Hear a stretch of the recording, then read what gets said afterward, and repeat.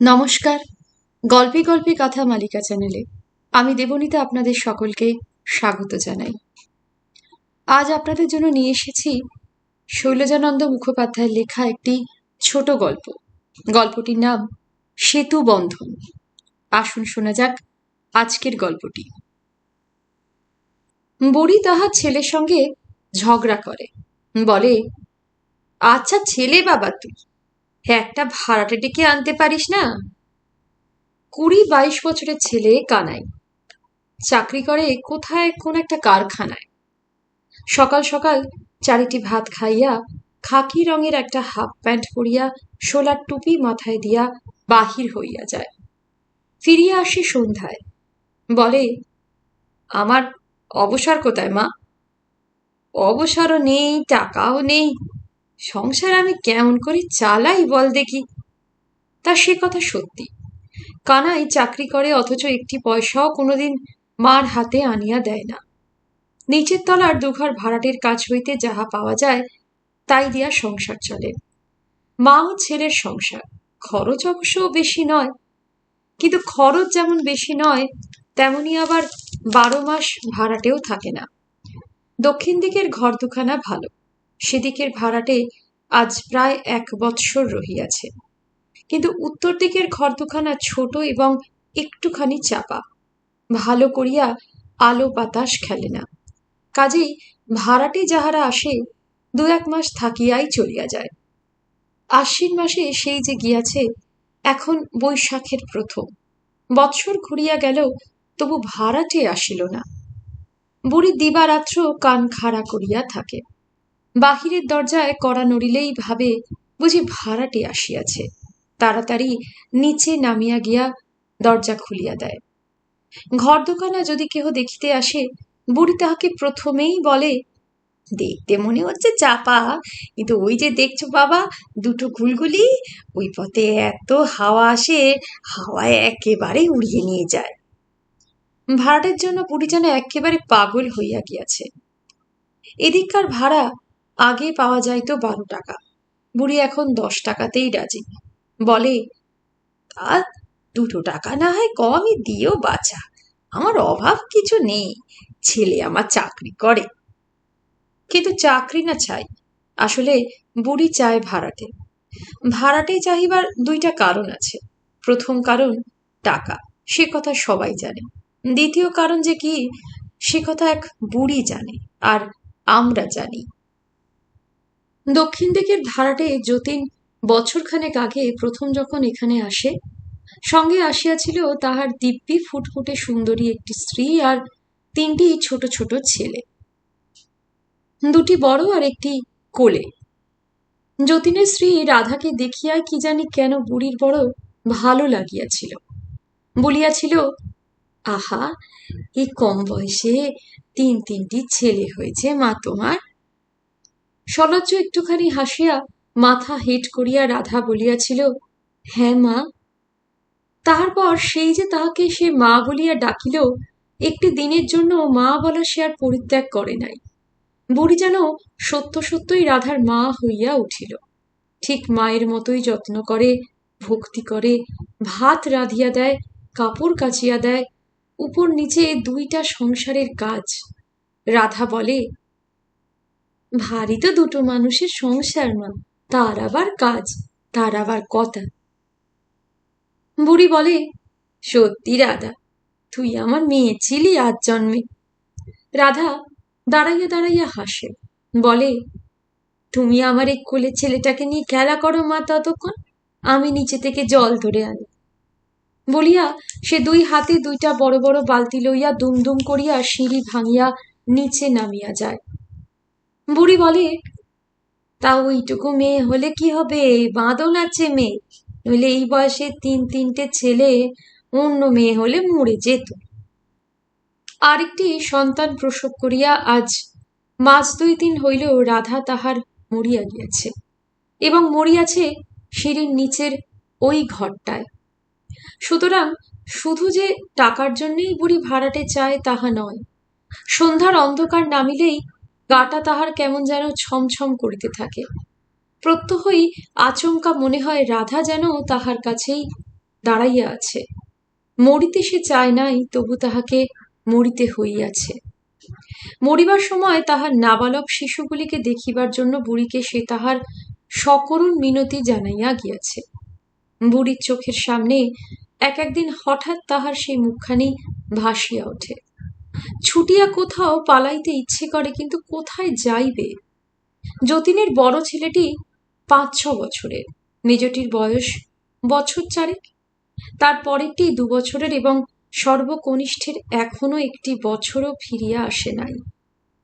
বড় ছেলেটির উপর বাকি ৩টির তত্ত্বাবধানের ভার দিয়া হোটেল হইতে ভাত আনিয়া নিজে খাইয়া ছেলেদের খাওয়াইয়া ছোটটার জন্য দুধ রাখিয়া দিয়া যতীন সেই যে সকালে আপিসে চলিয়া গিয়াছে, ফিরিয়া আসিবে রাত্রি ১০টায়। বুড়ির নিজের ছেলে কানাইয়ের নাকি রাত্রেও একদিন কাজ পড়ে এবং এই হাড় ভাঙা খাটুনি বরদাস্ত করিবার জন্য প্রত্যহই তাহাকে একটু করিয়া মদ্যপান করিতে হয়। মাত্রা বেশি হইয়া গেলে সেদিন আর বাড়ি ফেরে না। কিন্তু কোথায় থাকে ছেলেকে সে কথা জিজ্ঞাসা করিবার জো নাই। জিজ্ঞাসা করিলেই সে বুড়িকে তাড়িয়া মারিতে আসে। বলে, চোখে ভালো দেখতে পাই যে রাত্রিরে বাড়ি ফিরব। রাত্রিরে বাড়ি ফিরতে গিয়ে একদিন যদি গাড়ি চাপা পড়ি তাহলেই ব্যাস। বুড়ি বলে, ষাট ষাট, কাজ নেই বাবা তোর বাড়ি এসে, আমি শুধু বলছিলাম। কথাটাকে শেষ করিতে না দিয়া কানাই বলে, কেন মা, তোমার যতীন কি করে তাকে বলতে পারো না? তাকে বলবো কখন? সেই সকালে বেরিয়ে যায় আর বাড়ি ফেরে রাত্রে। ছেলেগুলোর কষ্ট দেখলে চোখে জল আসে। কানাই খানিকক্ষণ কি যেন ভাবিয়া বলিল, ওকে আর একটা বিয়ে করতে বলো। বুড়ি বলিল, সেদিন এক ঘটকিকে বলেছি কানাই, বলেছি আমাকে 2টি ভালো ভালো মেয়ে দেখে দাও, একটি যতীনের জন্যে আর একটি তোর জন্যে। আমারও আর বউ না হলে ঘর মানায় না, আর যতীনের তো সংসার অচল। বিবাহের নাম শুনিয়া কানাই বোধ করি মনে মনে অত্যন্ত খুশি হইল। ঈষৎ হাসিয়া বলিল, এবার তাহলে তোমাকে আর ভাত রাঁধতে হবে না, কি বলো? বুড়ি বলিল, হ্যাঁ বাছা, এইবার আমার বৌমা এসে রাঁধবে। কিন্তু এমনই দুর্ভাগ্য, বৌমা আর আসে না। ঘটকির দোষ নাই। প্রতি সপ্তাহে সে ২-১ করিয়া মেয়ের বাপকে ধরিয়া আনিয়াছে, কিন্তু তাহাদের না পছন্দ হইয়াছে যতীনকে না কানাইকে। যতীনের এতগুলি ছোট ছোট ছেলে, তাহার উপর না আছে বাড়িঘর, না আছে কোনো সংস্থান, পছন্দ তাহাকে না হইবার কথাই। এদিকে কানাই কিন্তু চিৎকার করিয়া মরে, বলে, বেটাদের সব বুঝলো কি, মেয়ে ওদের কারণ নেই। ঘটকি বলে, তাই কি আর হয় বাচ্চা, মেয়ে আমি নিজে দেখে এসেছি যে পরমা সুন্দরী মেয়ে। কানাই বলে, পরমা সুন্দরী তো আমাকে পছন্দ হলো না কেন? যতীনের না হয় চালচুলো কিছু নেই, আমার তো রয়েছে। বুড়িমা কথাটা শেষ করে, বলে, কলকাতা শহরে 2তলা বাড়ি রয়েছে, ছেলের মা রয়েছে, তার উপর ছেলে আমার সাহেবের কাছে চাকরি করে। এতেও যদি পছন্দ না হয় তো মিনসেদের মুখে ঝ্যাঁটা। এমনি করিয়া দিন চলিতেছে। এমন দিনে বুড়ির বাড়ির নিচের তলার যে অংশটা খালি পড়িয়াছিল সেইখানে এক ঘর ভাড়াটে আসিল। বৃদ্ধ বাপ, বাপের এক বিধবা বোন, আর একটি 15-16 বছরের সুন্দরী মেয়ে। মেয়েটির নাম কানন, বামুনের মেয়ে। বাপ অবিনাশ চাটুর্যে, কাশ্যপ গোত্র, কুলি। সেসব কথা বুড়ি আগেই জিজ্ঞাসা করিয়া লইয়াছে। কানাইয়ের সঙ্গে বিবাহ দিয়া মেয়েটিকে বউ করিতে কোনো বাধা নাই, কিন্তু ছেলের মা হইয়া সে কথা তাহাদের আগে হইতে বলা চলে না। বুড়ো অবিনাশ চাটুর্যের মাথার চুল সব সাদা হইয়া গিয়াছে, মুখের 2 দাঁতি বাঁধানো, কিন্তু শরীরে শক্তি বোধহয় এখনো আছে। অতি প্রত্যুষে শয্যা ত্যাগ করিয়াই বাজারের জিনিসপত্র আনিয়া দেয়। পিসি ভাইজিতে রান্না করিতে বসে। তাহার পর সকাল সকাল স্নান করিয়া যাহা পায় তাহাই 4টি মুখে দিয়া কাছারি চলিয়া যায়। সারাদিন ঘুরিয়া ঘুরিয়া বেচারা কি যে রোজগার করে সেই জানে। সন্ধ্যার পর বাড়ি ফিরিয়া আপন মনেই বিড়বিড় করিয়া বকে, আবার কখনো বা জোরে জোরে চিৎকার করিয়া বকে। আবার কখনো বা ঝাঁঝালো সুরে চেঁচাইয়া কাহাকে যেন গালাগালি করিতে থাকে। তাহার এই গালাগালি শুনিয়া বুড়ি সেদিন ভাবিল বুঝিবা মেয়েটাকে বকিতেছে। তাই সে তাড়াতাড়ি নিচে নামিয়া আসিয়া কাননের কাছে গিয়া চুপি চুপি জিজ্ঞাসা করিল, বাবা তোমায় বকছে কেন মা? কি করেছ কি? কানন তাহার মুখের পানে তাকাইয়া ঠোঁটের ফাঁকে ম্লান একটুখানি হাসিয়া বলিল, আমাকে নয়, বাবার এক সৎ ভাই আছেন দেশে, সেই তাকে। উমা, তাই নাকি? রোজই অমনি বকে শুনতে পাই। অবিনাশ বোধহয় বুড়ির কথাটা শুনিতে পাইল, বলিল, বকবো না, 100 বার বকবো, বকবো, গালাগাল দেব, মারবো, খুন করব।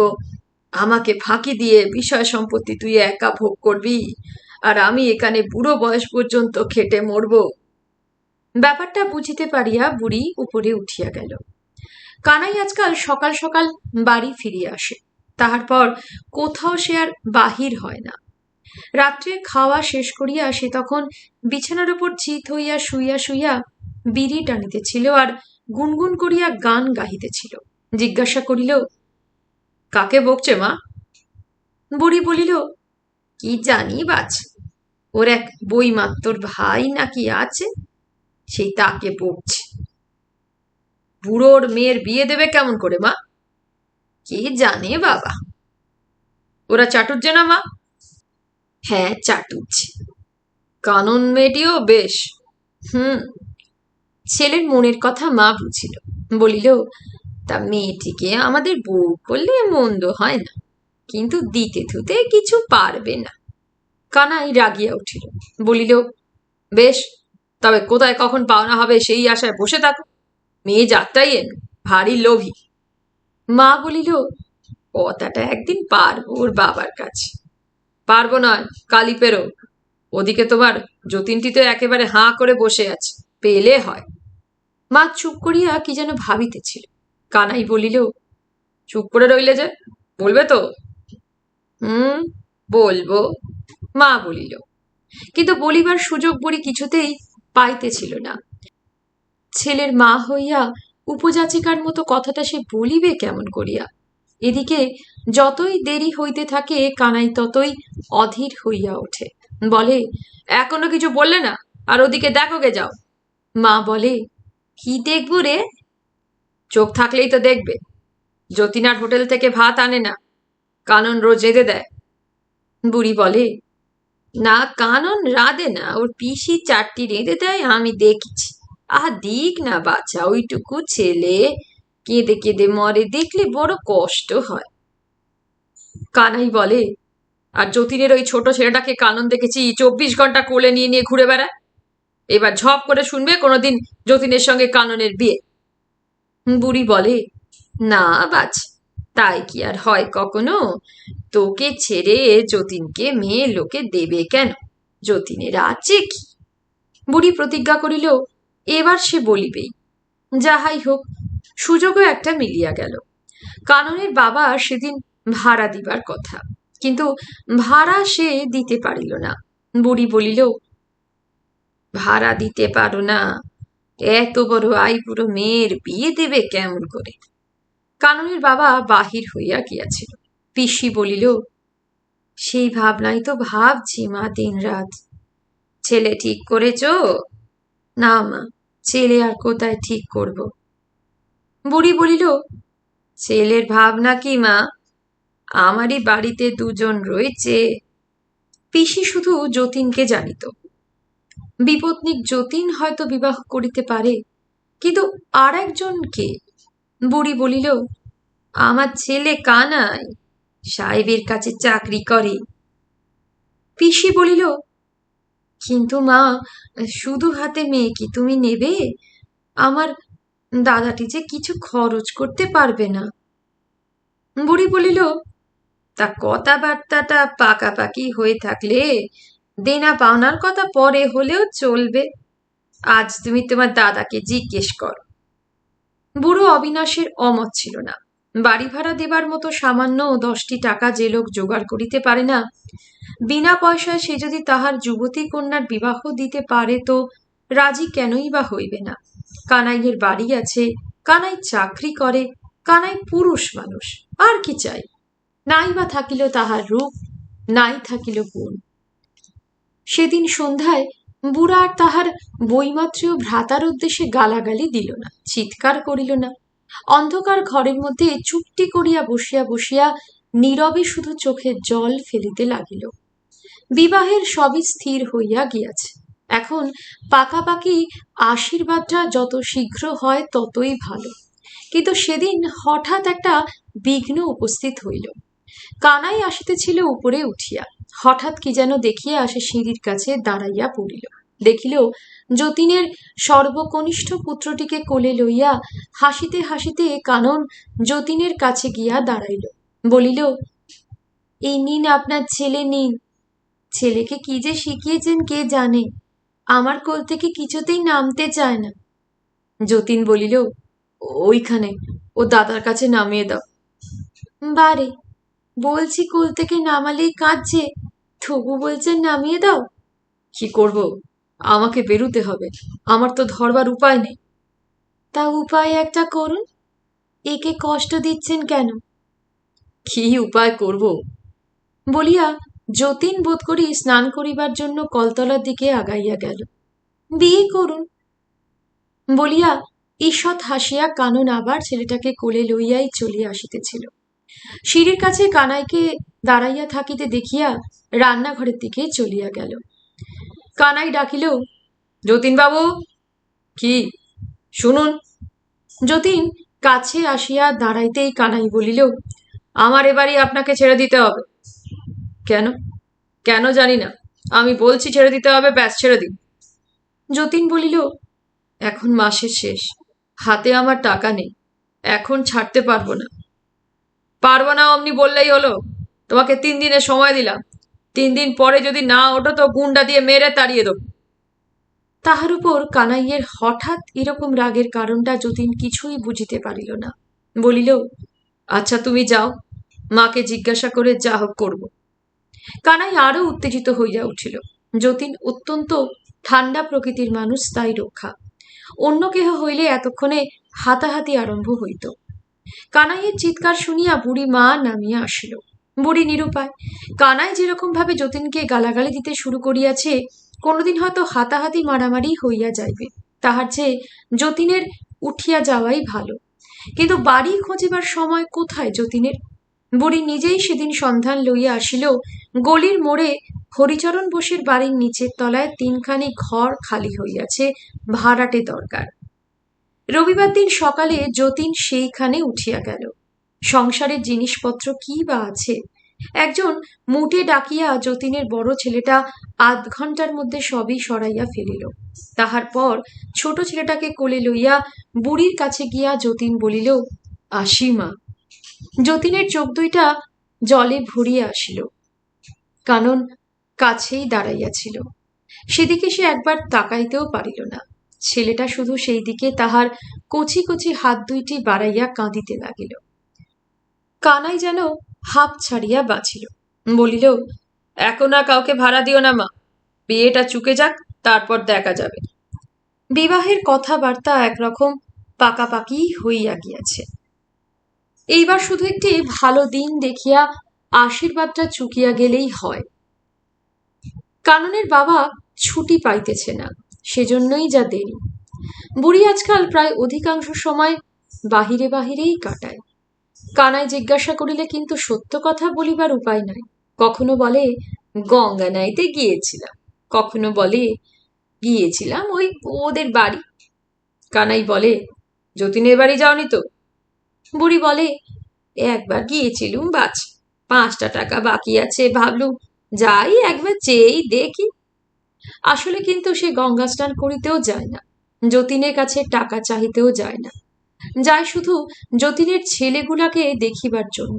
নূতন বাড়িতে গিয়া কি যে তাহারা করিতেছে, খাইতেছে না উপবাস দিয়া পড়িয়া আছে, দিনান্তে একবার করিয়া না দেখিলে বুড়ির বুকের ভিতরটা কেমন যেন করিতে থাকে। তাই সে যখনই যায় সহজে আর সেখান হইতে ফিরিতে পারে না। কানন কানাইয়ের সঙ্গে কথা বলে না, দেখা হইলেই দূরে সরিয়া যায়। ইহার জন্য কানাইয়ের দুঃখের আর অবধি নাই। মাকে সেদিন সে চুপি চুপি বলিল, দেখো মা, কানন আমার সঙ্গে কথা বলে না। মা বলিল, অত বড় আইবুড়ো মেয়ে, লজ্জা করে। কানাই বলিল, কেন, যতীনের সঙ্গে কথা বলতে লজ্জা করতো না? বুড়ি কি যেন বলিতে যাইতেছিল, এমন সময় কাননের পিসিমা আসিয়া খবর দিলেন আগামী পরশু রবিবার, সেদিন সকালে কাননের বাবা কানাইকে আশীর্বাদ করিবেন। শনিবার দিন বৈকালে বুড়ি গিয়াছিল যতীনের বাড়ি। ফিরিতে সন্ধ্যা হইয়া গেল। আপন মনেই উপরে উঠিয়া যাইতেছিল। হঠাৎ সিঁড়ির নিচে আবছা অন্ধকারে কি যেন দেখিয়া সে চমকিয়া উঠিল। মনে হইল যেন ছেলে কোলে লইয়া যতীনের বউ রাধা দাঁড়াইয়া আছে। সর্বাঙ্গ শিহরিয়া উঠিল, বুকের ভিতরটা ঢিপ ঢিপ করিতে লাগিল। জিজ্ঞাসা করিল, কে? আমি কানন। হুমা, তুই? যতীনের ছোট ছেলেটিকে কোলে লইয়া কানন দাঁড়াইয়াছিল। বলিল, হ্যাঁ মা, ছেলেটা সেই কখন থেকে আমার কাছে রয়েছে, ঘুমিয়ে পড়ল, এখনো নিতে এলো না। আসবে এক্ষুনি বলিয়া উপরে উঠিয়া গেল বুড়ি। কিন্তু কি যে হইল কে জানে, সারা রাত্রি চোখে তাহার ঘুম আসিল না। সকালে উঠিয়াই সে যতীনের বাড়ি গিয়া দেখিল যতীন তখন নিজেই চা তৈরি করিয়া চা খাইতেছে। বুড়ি বলিল, তুই একবার আয় আমার সঙ্গে যতীন।